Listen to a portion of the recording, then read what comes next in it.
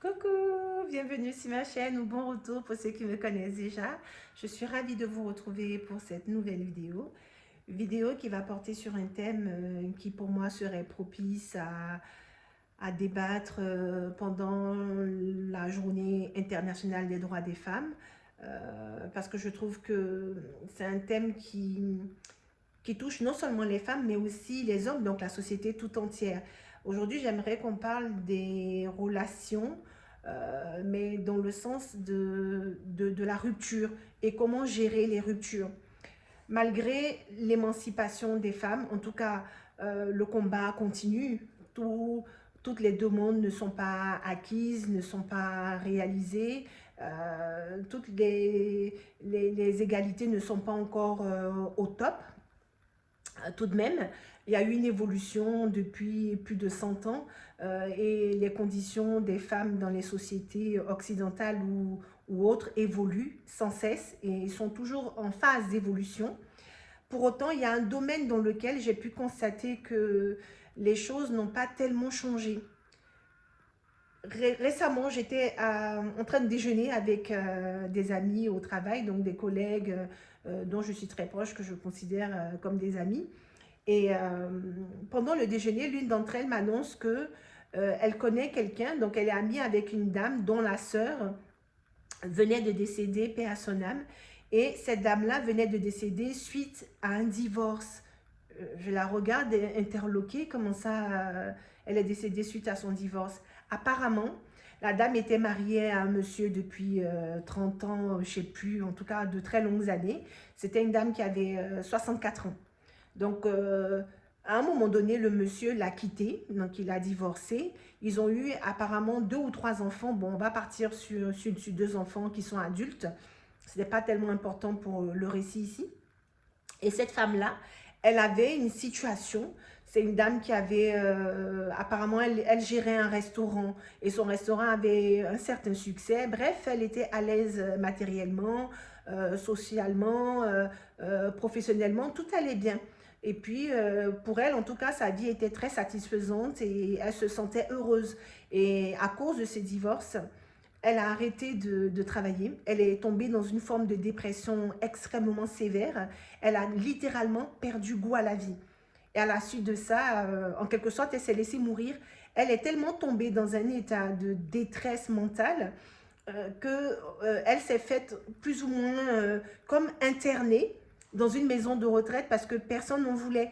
Elle ne pouvait plus vivre de façon indépendante chez elle. Ses enfants sont adultes, bon, donc chacun a sa propre situation familiale, donc ils ne pouvaient pas l'accueillir. Et elle a été placée dans une maison de retraite où elle s'est comme laissée mourir. Le fameux chagrin d'amour, mourir de chagrin, eh ben, c'est exactement ça. Voilà, se laisser mourir de chagrin. C'est exactement cette configuration. Ça m'a vraiment choquée. Franchement, même là, d'en reparler, ça me donne des frissons. Je me demande, mais comment on peut se laisser autant envahir par... je sais pas, c'est quoi ça? C'est comme... cette femme-là, en fait, c'est comme si elle se définissait en tant que épouse de quelqu'un. Et à partir du moment où cet homme-là ne veut plus d'elle, elle considère que sa vie n'a plus de sens. À quel moment le mariage fait de toi une personne et si tu n'es pas marié, tu n'es rien? À quel moment? Depuis quand? Depuis quand le mariage est une vertu? Depuis quand? Le mariage, c'est un statut matrimonial. Point barre. D'accord? C'est pas parce que vous êtes marié que ça fait de vous des gens plus vertueux ou de meilleures personnes ou quelqu'un de bien. Ce n'est pas ça la fonction du mariage. Le mariage, c'est une fonction matrimoniale et sociétale. Voilà, c'est pour permettre aux gens de se réunir et de faire des enfants et continuer à faire prospérer la nation, l'humanité, si on veut élargir ça vraiment dans son entièreté. D'accord? Et créer des familles unies, ça donne une nation qui est plus stable. Enfin, ça a des avantages, hein, ces histoires-là. Mais ça a du sens quand les deux parties sont d'accord et éventuellement quand les deux parties s'épanouissent dans cette union. À partir du moment où l'un d'entre eux n'est pas heureux, peu importe que ce soit l'homme ou la femme, il ne faut pas forcer les choses. Moi, je ne blâme pas ce monsieur. Il n'est pas prisonnier de ce mariage. Il a épousé cette dame, il ne s'épanouissait pas avec elle, ou peut-être il ne l'aimait pas, peut-être même qu'il n'avait pas conscience qu'il ne l'aimait pas, et en tombant amoureux de quelqu'un d'autre, il a enfin réalisé que toutes ces années où il était certainement triste et mal dans sa peau, eh bien c'est parce que justement il ne s'épanouissait pas dans sa vie de famille, et qu'il ne s'épanouissait pas dans son couple, et qu'il a rencontré une autre personne avec qui le bonheur est enfin là, et on ne peut pas le priver de ce bonheur. Il n'a pas à sacrifier son bonheur pour rester marié à quelqu'un avec qui il n'est pas heureux. Personne ne peut demander ça à autrui. Donc pour moi, je ne lui jette pas la pierre. Il a le droit de quitter cette femme et de vouloir construire une vie plus harmonieuse, plus heureuse, plus satisfaisante pour lui avec quelqu'un d'autre. Il y a zéro problème pour ça. Là, pour moi, dans cette histoire, ce qui me choque, c'est la réaction disproportionnée de cette femme.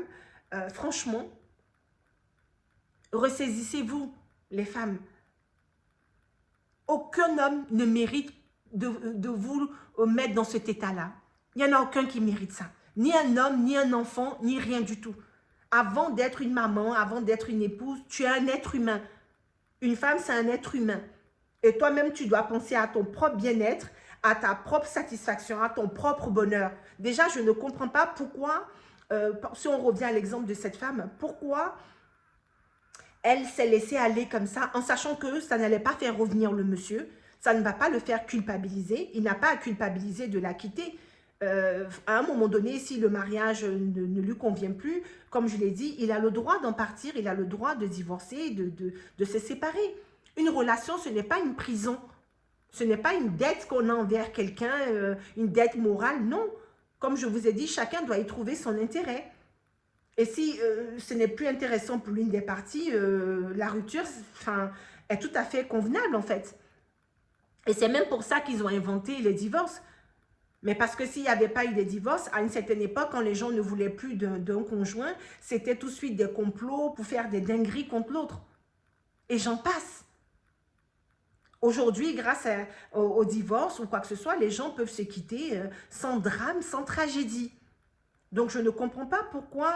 Bon, je ne suis pas là pour rentrer dans la psychologie de cette femme, paix à son âme, qu'elle repose en paix, mais vraiment, mais qu'elle trouve la paix qu'elle n'a pas eue sur cette terre.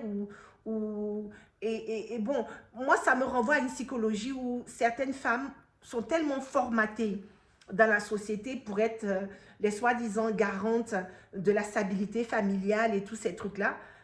Une famille, ça ne repose pas que sur une personne. Il faut que chacun y mette du sien. Quand vous avez des gens de votre famille qui sont de mauvaise volonté, qui ont un mauvais caractère, qui se comportent mal, qui font des mauvaises actions, ça a un impact sur l'équilibre de la famille. On ne peut pas faire porter tout le poids de la réussite ou du bien-être de la famille sur une seule personne. Tout le monde a son rôle à jouer là-dedans. Si vous êtes le mari, vous avez votre rôle à jouer pour la stabilité familiale, pour la cohésion, pour l'amour et tous ces trucs-là. Votre femme aussi, y compris les enfants. Chacun a son rôle à jouer. Vous ne pouvez pas avoir une famille unie si des gens sont fâchés entre eux, si des gens se mettent à l'écart, si des gens se dissocient du reste du groupe. Une unité, ça veut bien dire ce que ça veut dire, c'est ensemble. Si chacun va de son côté, il n'y a plus d'unité. Revenons-en à ces histoires de couple et de rupture. Comme je l'ai dit, si on se place du point de vue de la femme, elle va considérer que le monsieur l'a trahi, le monsieur est horrible, il a quitté comme ça, c'est insupportable, toutes ces années qu'ils ont vécues ont été balayées. Il ne faut pas voir les choses sous cet angle-là. Il faut voir vos relations, votre mari comme un être humain avec qui vous avez décidé de vous associer à un moment donné via un mariage. Si cet homme-là vous quitte, très bien, c'est triste, je peux comprendre. Elle est habituée à vivre avec ce monsieur. Elle a eu un choc émotionnel, ça peut arriver. Elle peut avoir des moments de détresse émotionnelle, de pleurs, de tout ce qui s'ensuit. Mais il faut savoir rebondir. C'est le fait que cette femme se soit laissée mourir qui me choque, dans le sens où c'est comme si elle se définissait uniquement par sa fonction d'épouse À tel point que si elle n'est plus l'épouse de quelqu'un, eh bien, tout de suite, sa vie n'a plus de sens. Elle se retrouve seule. Voilà, le monsieur, lui, il a refait sa vie avec la nouvelle femme qu'il aime. Et elle n'a personne, en sachant qu'elle aussi pourrait rencontrer un homme qui pourrait l'aimer et refaire sa vie et retrouver le bonheur avec quelqu'un d'autre. D'ailleurs, je ne comprends même pas ce type de femmes et leur psychologie, pourquoi elles s'accrochent comme ça à des hommes, parce que des histoires comme ça, il y en a plein. Mais il y en a où ce n'est pas arrivé jusqu'à une telle tragédie où la personne va se laisser mourir. Mais il y a plein d'histoires comme ça où vous voyez des femmes qui vont vraiment très mal vivre leur séparation, voir ça comme vraiment quelque chose de dramatique, mais au-delà du mot. Dans le cas de figure de cette histoire, la personne en question n'était pas dépendante financièrement de son mari. Parce que peut-être que certains d'entre vous vont dire qu'il y a l'aspect matériel. Non, comme je vous ai dit, c'est une femme qui était indépendante financièrement. Elle gagnait bien sa vie. Peut-être même qu'elle gagnait mieux sa vie que le fameux mari, si ça se trouve. Donc, elle n'avait pas besoin de rester mariée à ce type-là par rapport à de l'argent ou à un confort ou à une sécurité matérielle. Pas du tout. Donc, elle aurait très bien pu se rebondir, s'en remettre moins. Après, on n'est pas dans la tête des gens. Je ne suis pas là pour juger la situation ou comment elle a vécu la chose. Ce sont ses émotions personnelles. Mais j'utilise cet exemple pour attirer l'attention, pour dire qu'il faut qu'on ouvre le débat là-dessus. Il faut calmer le jeu. Voilà, cette histoire de mariage et puis en fait, je me rends compte que au fur et à mesure des conversations que j'ai à gauche et à droite, que certaines personnes sont plus attachées à l'idée du mariage que même aux partenaires qui partagent leur vie.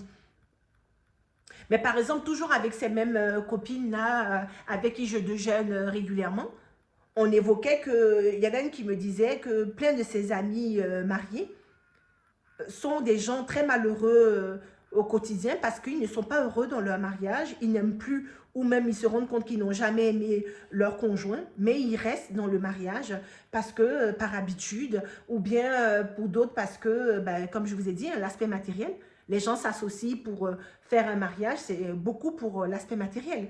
Ils vont s'acheter une maison grâce à cette union, on fait union des salaires et puis bon, ça permet d'acquérir du patrimoine. Et souvent, dans les séparations, c'est à ce niveau-là que les gens vont trouver la chose dramatique. Parce que maintenant, chacun, il va falloir diviser les biens. Et bon, je ne vais pas rentrer dans les différents statuts matrimoniaux qui existent. Ce n'est pas l'objet de la vidéo. L'objet de la vidéo, c'est vraiment d'attirer votre attention pour dire qu'il faut prendre du recul par rapport aux ruptures, aux histoires d'amour. Il ne faut pas que ça vous bouffe comme ça votre énergie, votre joie de vivre, votre essence. Parce que le but, l'amour, c'est beau. C'est beau quand c'est sincère, quand c'est authentique, quand c'est quelque chose de spontané, quand c'est quelque chose de vrai. À partir du moment où tu dois faire semblant, ça n'en vaut pas la peine. C'est même dégueulasse.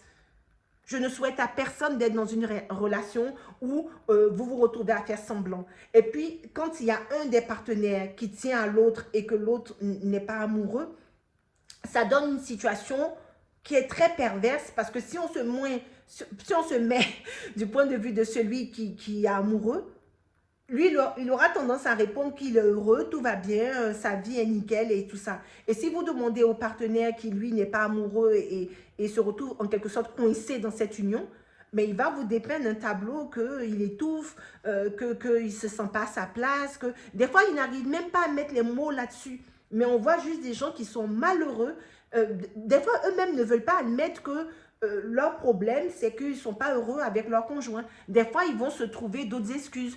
Par exemple, ça va mal au boulot, ou bien ils s'ennuient au boulot, ou bien ils se sentent, comment dirais-je, pas à l'aise. Enfin, ils vont trouver souvent d'autres excuses pour justifier leur état d'âme, alors qu'au fond, ils le savent, ou inconsciemment, ils le savent en tout cas, mais que ce n'est pas acquis, que, bon ben voilà, le problème dans sa vie, c'est ça. C'est qu'il est dans une relation où il est obligé de faire semblant pour ne pas froisser l'autre, donc pour ne pas vexer le conjoint, on fait semblant que tout va bien, qu'on fait semblant, voilà, et puis on s'efforce de faire les choses. Franchement, c'est de l'énergie, du temps gaspillé pour rien. La vie est courte, la vie est belle. Si vous êtes dans des relations où vous êtes malheureux, où vous ne vous épanouissez pas, une relation qui n'est pas harmonieuse. Des fois, il y a des gens qui s'aiment, mais qui n'ont pas une relation harmonieuse. Il ne faut pas forcer. Par pitié, ne forcez pas. Quand c'est comme ça, chacun prend sa route, chacun va de son côté et tout va bien. Déjà, évitez de prendre des engagements avec des gens par principe de prendre un engagement.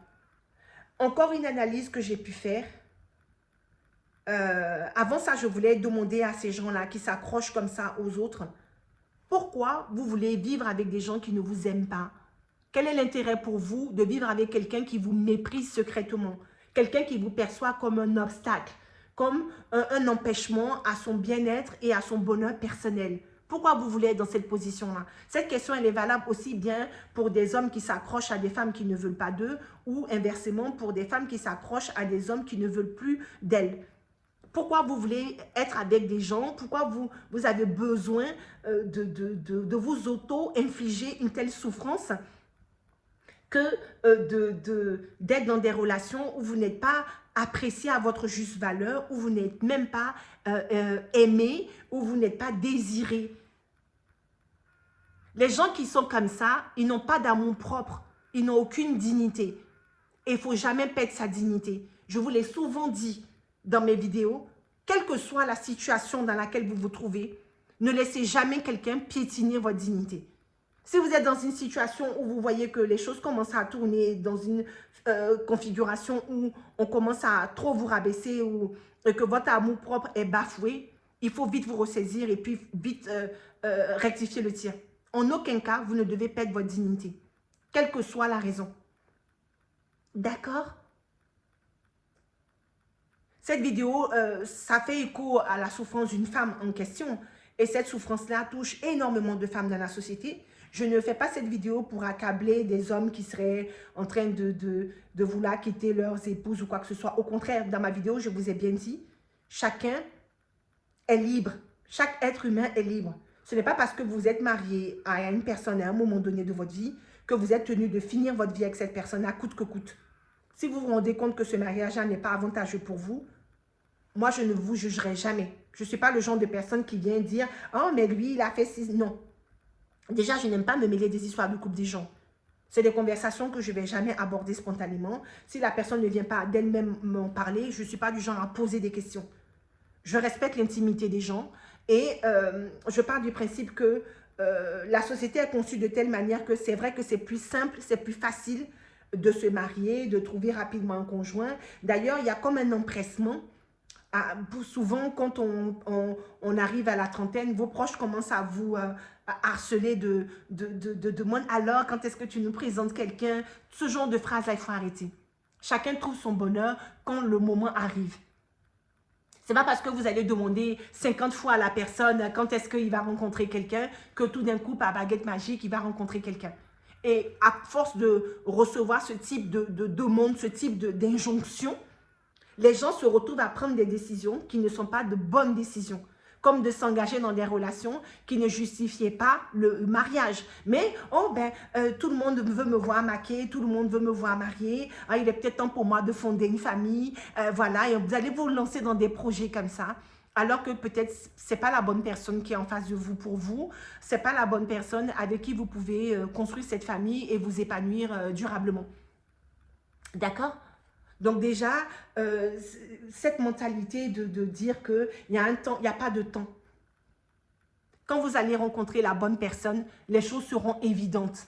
Et ce qui doit se passer, se passera. Il ne faut pas forcer les choses, il ne faut pas mettre la charrue avant les bœufs.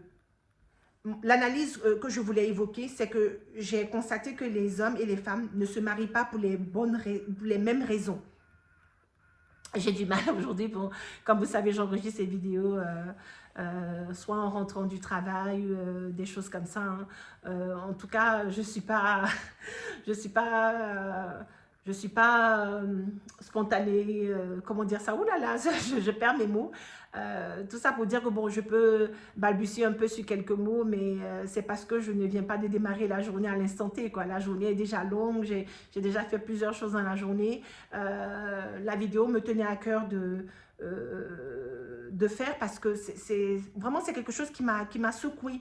Ça m'a secoué l'histoire que je vous ai racontée au début et je sais que j'ai déjà entendu des histoires comme ça plein, bon, qui ne se terminaient pas de façon tragique, certes, mais souvent, c'est toujours les femmes qui se retrouvaient lésées dans ces histoires de rupture, qui allaient devenir aigries, qui vont s'isoler, qui vont se sentir rejetées et qui sont vraiment dans une souffrance morale, souffrance mentale, pardon. Et cette souffrance n'a pas lieu d'être, d'accord? Cette souffrance mentale n'a pas lieu d'être. Que vous souffriez parce que vous avez des habitudes que vous devez changer, je peux comprendre ça. Mais à partir du moment où quelqu'un vous a quitté, reprenez-vous en main. Voilà. Placez-vous d'abord. Ok, cette personne-là ne veut plus de vous. Et alors, il y a plein d'autres hommes qui existent. Nous sommes 7 milliards de personnes sur la planète. Comment peut-on se laisser mourir parce qu'on a rompu avec quelqu'un? Alors qu'on peut rencontrer plein d'autres personnes après. La vie continue. La vie continue. Et ne perdez jamais votre dignité. Placez-vous toujours selon vos intérêts, selon ce qui est bon pour vous. Faites ce qui est bon pour vous.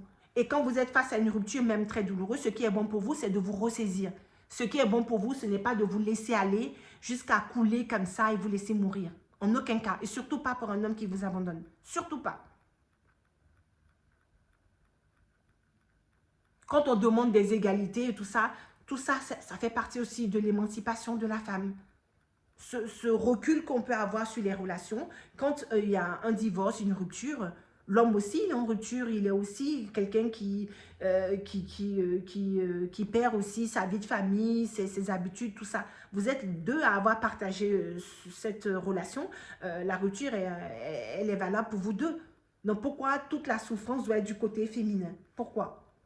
Les hommes aussi souffrent de leur côté. Après, ils ne sont peut-être pas capables d'exprimer leurs difficultés ou leurs souffrances, mais ils souffrent aussi. Je pense que ce monsieur-là qui a quitté cette femme, je pense que peut-être il avait à cœur de le faire depuis longtemps, mais qu'il n'osait pas, et que c'était aussi une souffrance pour lui. Et ce n'est pas juste aussi pour lui. Ce n'est pas pour le défendre que je dis ça, hein, mais c'est ce que je dis. Voilà, il faut prendre les choses avec relativité et surtout prendre du recul sur les choses.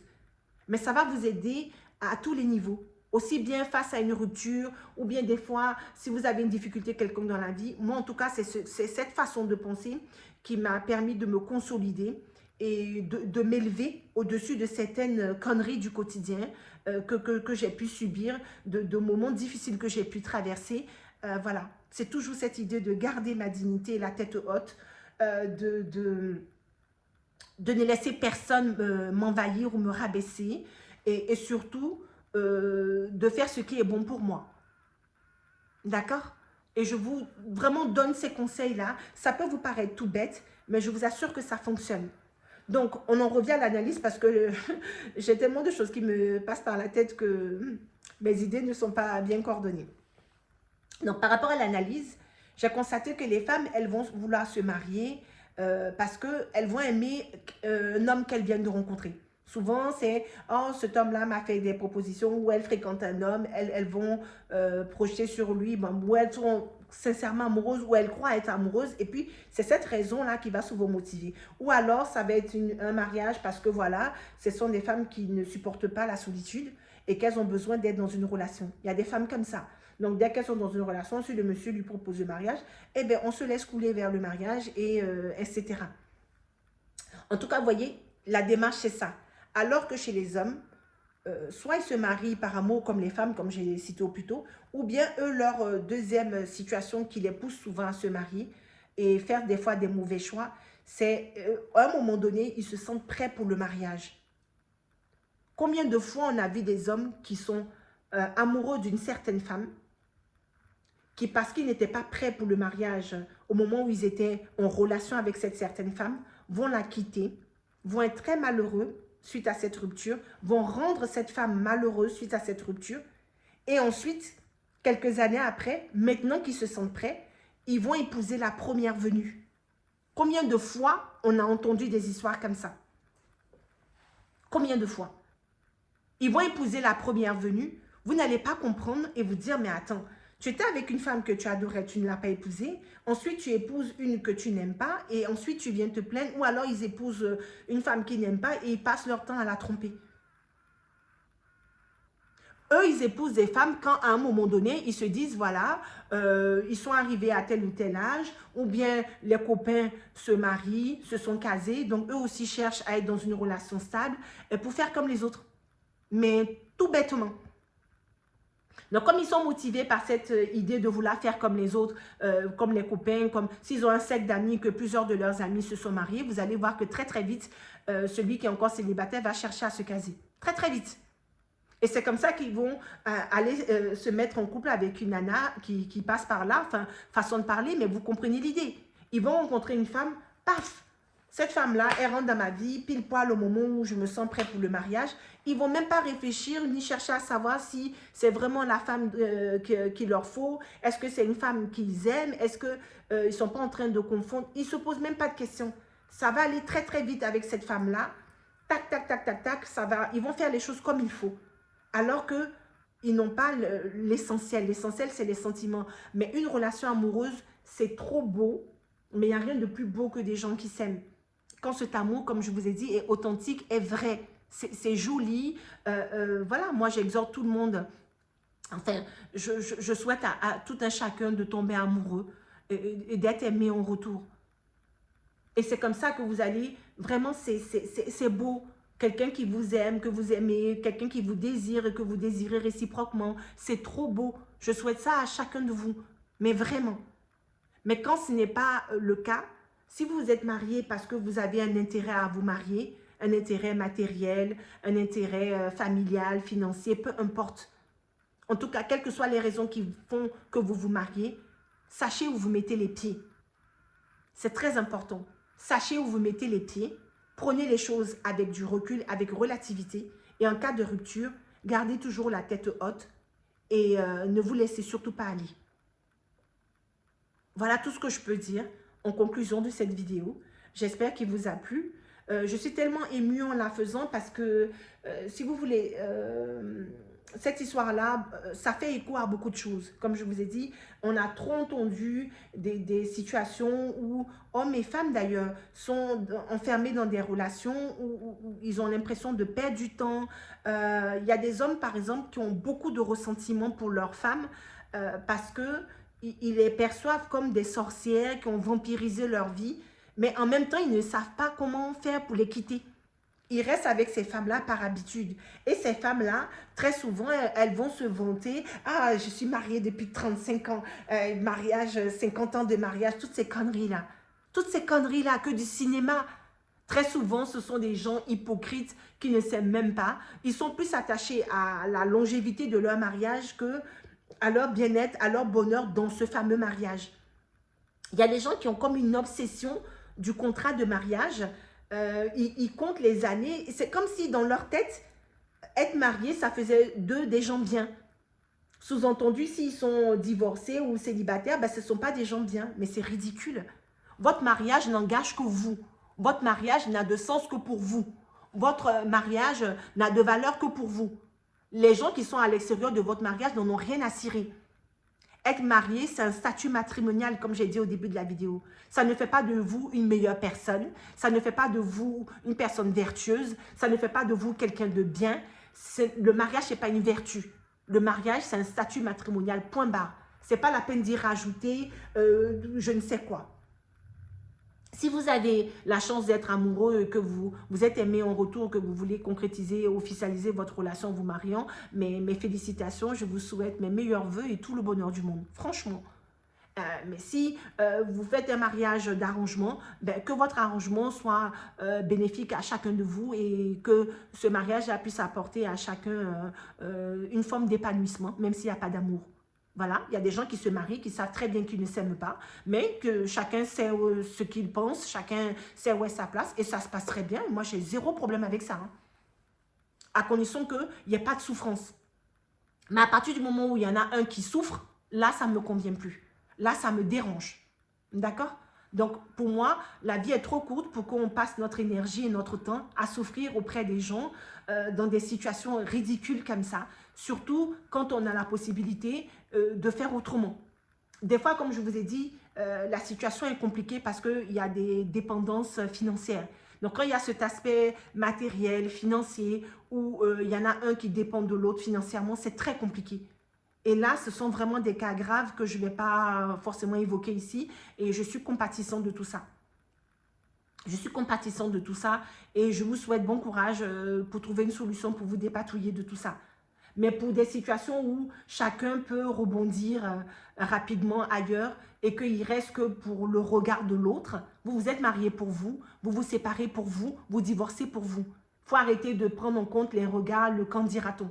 Les gens, ils vont continuer, ils parlent toujours. Et même quand vous vous efforcez de rester en couple pour faire plaisir aux gens, pour faire plaisir à vos familles respectives, ces mêmes personnes-là vont parler de vous en disant que vous n'avez pas l'air heureux, vous êtes tristes ensemble, si ça. Donc, dans tous les cas, on parlera de vous, on vous critiquera. Donc, faites ce qui est bien pour vous, faites ce qui va dans vos intérêts personnels. C'est très important pour votre bien-être. Voilà, j'espère que la vidéo vous a intéressé à défaut de vous avoir plu. Je sais bien que c'est un sujet qui est difficile. Très peu de gens ont cette honnêteté, cette franchise. J'ai une collègue dont je ne vais pas mentionner le nom, mais peut-être qu'elle se reconnaîtra si elle passe par là et qu'elle voit ma vidéo. Elle était en couple avec un monsieur et ça se passait très bien. Elle habitait dans une certaine ville et finalement elle a aménagé à Nantes. Parce que ce monsieur habite à Nantes et tout ça. Donc, elle a aménagé à Nantes et le monsieur est venu vivre chez elle et tout ça et tout. À un moment donné, elle s'est rendue compte qu'elle ne se projetait pas dans un avenir lointain avec cet homme-là, tout simplement parce qu'elle ne l'aimait pas. Voilà, c'est un monsieur qui l'avait attiré comme ça. Au début, ça se passait bien, il se plaisait, tout va bien. C'est quelqu'un qu'elle apprécie humainement. Mais elle s'est rendue compte qu'elle s'était trompée dans ses émotions, elle s'était trompée dans ses sentiments et qu'elle n'en était pas amoureuse. Elle a eu l'honnêteté de dire à ce monsieur, ben écoute, je vois que la situation commence à prendre de l'ampleur parce qu'effectivement, une fois que vous aménagez ensemble, ben, il ne reste plus qu'une étape, le mariage, et ensuite faire des enfants. Hein. Il ne reste plus qu'une étape, surtout le mariage, c'est un engagement. Et si vous voulez faire des enfants, eh bien... Voilà quoi. Elle a bien vu la chose arriver. Elle a eu cette honnêteté de dire à ce monsieur qu'elle n'était pas amoureuse de lui. Donc, elle ne voyait pas l'intérêt que la relation se poursuive. Parce que lui, il était déjà en train de certainement, comment dirais-je, projeter un éventuel mariage, s'imaginer avoir des enfants, des choses comme ça. D'accord? Mais elle a cassé tout de suite ce truc-là parce qu'au fond, elle savait qu'elle n'était pas dans cette phase-là, et qu'il n'était pas du tout sur les mêmes longueurs d'onde et qu'il valait mieux cesser les choses avant de faire plus de mal et faire souffrir davantage, quoi. Et j'ai trouvé ça tellement brave et honnête de sa part. Quand elle me l'a dit, je l'ai regardé, j'ai dit, mais c'est super. Voilà, d'être aussi franche, d'être... Voilà, j'étais fière d'elle. Je me dis, voilà, c'est pas que je veuille voir les gens seuls ou quoi que ce soit, c'est juste que je veux voir des gens vrais, des gens qui sont authentiques. On est dans un monde où les gens sont tellement hypocrites et ils sont tellement dans le faire semblant qu'ils ne savent même plus être eux-mêmes, ils ne savent même plus témoigner un sentiment authentique, un sentiment vrai. Parce qu'il faut toujours garder une forme je sais pas si c'est de la pudeur ou je sais pas quoi. Il faut garder une certaine image, il faut se donner un certain genre, toutes ces choses-là. Soyez authentique, soyez vrai. Quand vous rencontrez quelqu'un qui vit sa vraie personnalité, qui se montre tel qu'il est, mais la personne est bien dans sa peau. Mais parce que cette personne n'a pas besoin de faire une construction, à manipuler les autres, pour convaincre les autres de ci ou de ça. La personne est juste vraie. Et vous l'appréciez, vous l'aimez pour les bonnes raisons. Et si vous ne l'aimez pas, vous ne l'aimez pas pour les bonnes raisons. Si vous rejetez cette personne, vous la rejetez pour les bonnes raisons. Mais quand les gens font semblant, vous ne savez pas à qui vous avez affaire, vous ne savez pas qui est devant vous. Je vous invite à continuer le débat dans les commentaires que j'espère nombreux autour de cette vidéo. Je vous remercie de m'avoir regardé jusqu'ici. N'oubliez pas comme toujours de liker, de commenter, de vous abonner nombreux, de partager la vidéo. Ça peut peut-être aider quelqu'un ou en tout cas conscientiser des gens autour de vous. Je vous embrasse et par rapport à la Journée internationale des droits des femmes, il me semble que je vais publier cette vidéo pour le 8 mars. Et si c'est le cas, eh ben, le combat continue et ne baissons pas les bras. D'accord? Hommes et femmes, nous sommes unis dans ce combat-là. La Journée internationale des droits des femmes ne concerne pas que les femmes. Quand les femmes sont épanouies, sont heureuses dans la société, c'est l'humanité qui va mieux. N'oubliez pas que nous représentons la moitié de l'humanité. Et si nos droits sont respectés et que nous sommes valorisés dans la société, tout le monde en profite. Vous les hommes, n'oubliez pas que vous avez des mères et des sœurs qui sont des femmes. Et voir vos mères et vos sœurs s'épanouir, c'est aussi gratifiant pour vous, c'est aussi valorisant pour vous en tant qu'homme. Donc cette journée concerne tout le monde au final et tout le monde devrait militer pour que les femmes soient mieux traitées dans les sociétés et que les femmes soient plus confiantes et que les femmes s'épanouissent dans leurs conditions de femmes avant tout, avant leur fonction d'épouse ou de mère. D'accord? Très bien, je vous remercie encore une fois d'avoir regardé la vidéo jusqu'au bout. Je vous embrasse et on se retrouve très vite dans un autre sujet pour d'autres discussions avec plaisir. En attendant, prenez soin de vous. Je vous embrasse. Mouah.